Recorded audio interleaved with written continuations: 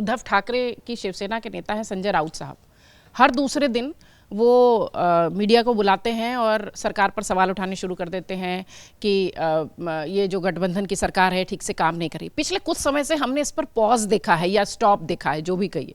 तो ये सारी चीज़ें भी जब होती हुई दिखाई पड़ती है तब लगता है कि शायद थोड़ा सॉफ्ट आप होते हुए नजर आ रहे हैं। बीएमसी का इलेक्शन भी जिस तरीके से होता है या जो भी नगर पालिका का इलेक्शन महाराष्ट्र में होता है, वो भी साख और नाक वाला सवाल हो जाता है पार्टियों के लिए।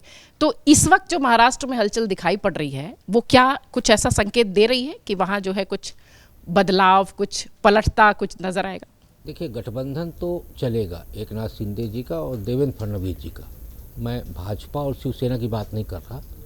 एक नाथ शिंदे जी और देवेंद्र फडणवीस जी का गठबंधन चलेगा, लेकिन देवेंद्र जी उद्धव ठाकरे को ट्रम्प कार्ड के रूप में रखे कि जब भी एक नाथ जी थोड़ा भी इधर उधर हिलेंगे तो वो उद्धव ठाकरे जी को सामने ला देंगे। उद्धव ठाकरे जी को भी आज ज़रूरत है भारतीय जनता पार्टी की और देवेंद्र फडणवीस की, क्योंकि उनकी पूरी सियासत मुंबई नगर निगम से चलती है। यदि मुंबई नगर निगम में उद्धव ठाकरे शिवसेना कमज़ोर हो जाएगी तो शिवसेना का अस्तित्व खतरे में पड़ जाएगा। तो राज ठाकरे और उद्धव ठाकरे के बीच में मिलान कराने वाले हैं देवेंद्र फडणवीस।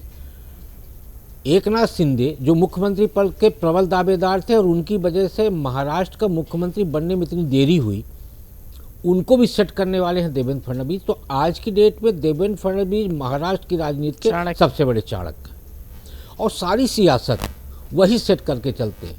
और मैं तो मुझे ये कहने में भी संकोच नहीं कि कांग्रेस की तरफ से जो स्टेटमेंट आ रहे हैं कि हमको अलग चुनाव लड़ना चाहिए, कहीं ना कहीं उसमें भी देवेंद्र फडणवीस की भूमिका हो सकती है।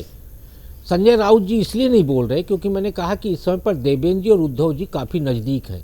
वो लिफ्ट की मुलाकात अभी भी चलायमान है, गर्मजोशी रुकी नहीं है, गर्माहट बनी हुई। तो ऐसे में एक नाथ शिंदे जी के सामने जो सबसे बड़ी समस्या है वो ये है कि एक नाथ शिंदे जी भले ही डिप्टी सीएम है, लेकिन उनके जो 3 क्षेत्र है ठाणे सहित, उन 3 क्षेत्रों में एक बड़ा विवाद ये पैदा हुआ कि मंत्रिमंडल गठित होने के बाद जब प्रभारी मंत्री देवेंद्र जी ने बनाया तो उस पर उन्होंने एतराज़ जाहिर किया।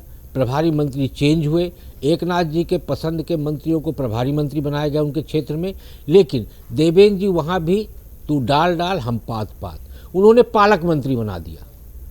तो अब सारे फैसले जो है अकेले प्रभारी मंत्री नहीं करते, पालक मंत्री से चर्चा करने के बाद फैसला होता है। तो जहां एकाधिकार था एक नाथ शिंदे जी का, वहां पॉलिटिक्स जैसा जी, तो वहां पे अब उनका एकाधिकार कमजोर हो गया है और यही चिंता एक नाथ जी को खाई जा रही है और इसीलिए एक नाथ जी मुंबई से ज्यादा दिल्ली के चक्कर लगा रहे हैं। अगर आप ये वीडियो YouTube पर देख रहे हैं तो हमारे चैनल को सब्सक्राइब कर बेल आइकन दबाएं और Facebook पर देख रहे हैं तो हमारे पेज को लाइक करें।